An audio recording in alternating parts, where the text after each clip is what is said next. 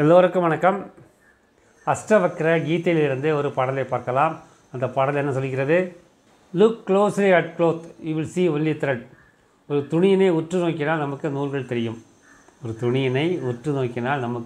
தெரியும். அதேபோல் look closely at creation, you see only the self. இந்த இறைவனின் படைப்பை நீ உற்று நோக்கினால் உனக்கு இறைவன் தெரிவான்.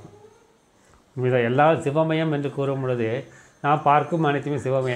இதை உற்று நோக்க வேண்டிய அவசியமில்லை. நாம் புரிந்து கொள்ள தான் வேண்டும். நாம் பார்க்கும் அனைத்தும் சிவம் என்பதை புரிந்து கொள்ளத்தான் வேண்டும். உற்று நோக்கினால் எதுவும் பெரிதாக தெரிய போவதில்லை. துணியை உற்று நோக்கினால் வேண்டும் என நூல் தெரியலாம். ஆனால் இந்த உலகத்தை, நாம் காணும் இந்த உலகத்தை உற்று நோக்க வேண்டிய அவசியத்தை சாதாரணமாக பார்த்து கொண்டு நாம் புரிந்து கொள்ள வேண்டும். சிவம் தவிர வேறு எதுவும் இல்லை, நாம் அறிந்து கொள்ள வேண்டும். எல்லாம் சிவமயம் என்பதை தெரிந்து கொள்ள வேண்டும். நாம் காணும் எல்லா மனிதர்களும் சிவபெருமான அம்சமே. நமக்கு கெடுதல் செய்பவனும் தீமை செய்பவனும் கொடுமை செய்பவனும் சிவத்தின் அம்சமே என்று நீங்கள் புரிந்து கொண்டால் அவர்கள் மீது உங்களுக்கு கோபம் வராது.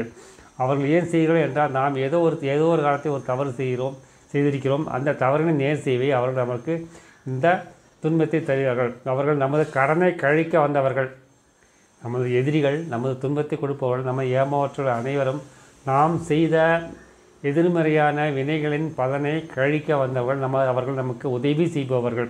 எனவே அவர்கள் மீது எந்தவித கோபத்தையும் காட்டாதீர்கள். நமது மந்திரம் அன்பே சிவம், அன்புடன் வாழ்வோம், கடமையை செய்வோம், இந்த நொடியில் வாழ்வோம், எல்லோருக்கும் உதவி செய்வோம், எல்லாம் சிவமயம். நன்றி, வணக்கம்.